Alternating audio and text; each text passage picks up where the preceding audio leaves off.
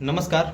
इस टाइम जो भारत देश में वर्तमान सरकार है, ये दावे तो ऐसे ऐसे करती है जैसे कि इनकी सरकार जो चल रही है वो सब कुछ अच्छा काम कर चली है। इनके जितने भी निर्णय ये ले रहे हैं सब कुछ अच्छा ले रहे हैं, लेकिन रियलिटी क्या निकल के आती है इस सरकार की। चलिए मैं आपको गिनाता हूँ। इन सरकार में वादा ये होता है कि मतलब मैं जो भी प्रोजेक्ट अपने लॉन्च करता हूँ उस सब में हमारी सरकार जो है एक अच्छा खासा जो है अमाउंट बचाती है और पैसा सेव करती है।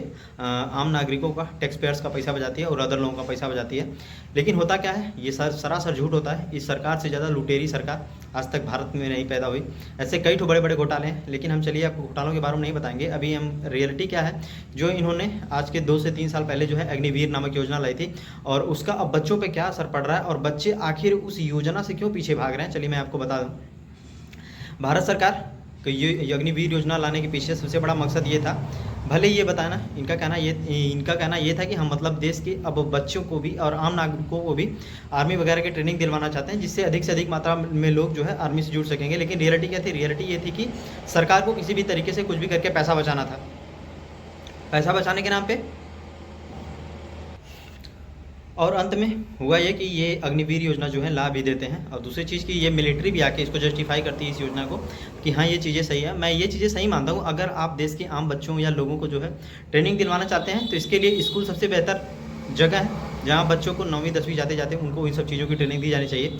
लेकिन सरकार का जो मकसद इरादा ये सब नहीं होता है। सरकार का जो इरादा है वो है आम लोगों के गले को कसना है। मैं आपको बताता हूँ, ये योजना लाने के पीछे सरकार का मेन रीज़न ये था कि इनके पास फंडिंग नहीं थी। ये पैसे का दावा करते थे कि एक अच्छा खासा जो बजट पास होता है वो लोगों को पैसा सैलरी देने में खर्च हो जाता है, और ये योजना लाए थे कि मैं अच्छा खासा पैसा बजट बचाऊंगा और देश को मतलब विकास के रास्ते पे लेके चलूंगा। लेकिन रियलिटी क्या निकल के आती है, बहुत सारे बच्चे अभी 2022 में जो इनकी वैकेंसीज क्लियर हुई हैं आर्मी की, उसमें बहुत सारे बच्चों ने जो है ट्रेनिंग पीरियड ज्वाइन तो कर लिया, लेकिन सारों के सारों बच्चों ने जो है वो उसको छोड़ दिया है।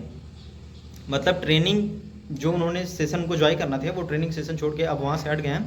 क्योंकि अब देखिए, एक बच्चा जो है वो मिडिल परिवार का बच्चा या गरीब बैकग्राउंड का बच्चा ये जो होता है वो आर्मी वगैरह या पुलिस वगैरह इन सब चीज़ों की जो है जॉब करता है, और उसको ये सब चीज़ों की रिक्वायरमेंट होती है, क्योंकि उसमें एक अच्छा खासा फ्यूचर है।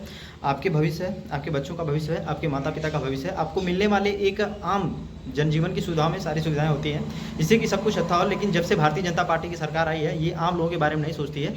ये बड़े बड़े व्यवसायियों के बारे में सोचते हैं कि बड़े लोगों को मुनाफा कैसे पहुंचाया जाए, और आम लोगों के थाली से जो है रोजी रोटी भी गायब होने वाली है। स्थिति ये बनी है। तो आपको शुरू में बताते हैं। तो योजना लाए, उसके बाद जब इन्होंने इसको इम्प्लीमेंट किया तो इनका दावा ये था कि 4 साल जाते जाते मैं 10-12 लाख रुपए दे दूंगा और मैं सबको रिटायर कर दूंगा। उसके बाद मतलब कुछ लोगों को 25 से 30% लोगों को अस्थायी कर दिया जाएगा और अदर लोगों को जो है हटा दिया जाएगा।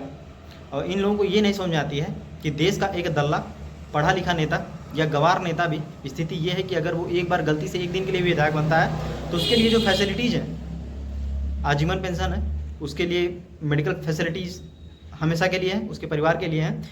और एक गरीब मिडिल बैकग्राउंड का बच्चा जो पढ़ लिख के आता है, मेहनत करता है, भोर में उठ के दौड़ता है, उसकी स्थिति ये बनती है कि उसको पहले ही वहाँ से हटा दिया जाता है। उसको बताया जाता है कि आपके लिए सुविधाएं जो है लिमिटेड डेज के लिए हैं।